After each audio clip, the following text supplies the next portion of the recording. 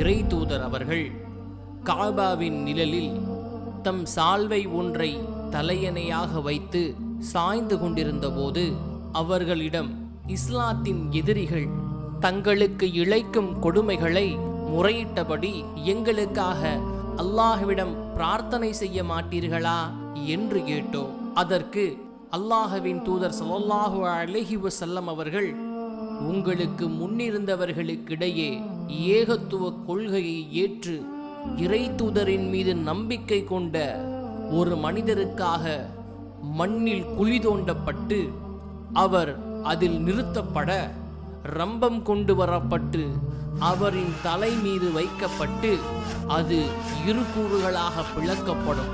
ஆயினும் அந்த கொடுமையானது அவரை அவரின் மார்க்கத்திலிருந்து பிறழச் செய்யவில்லை.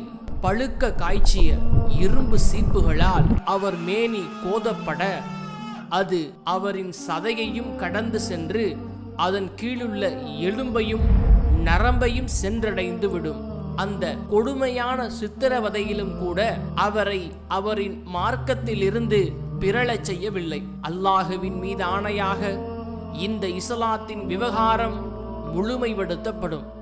எந்த அளவிற்கென்றால், வாகனத்தில் பயணம் செய்யும் ஒருவர் யமனில் உள்ள சன்ஹாவில் இருந்து ஹலரமௌத் வரை பயணம் செய்து செல்வார். வழியில் அல்லாஹுவை தவிர அல்லது தன் ஆட்டின் விஷயத்தில் ஓநாயை தவிர வேறெவருக்கும் அவர் அஞ்ச மாட்டார்.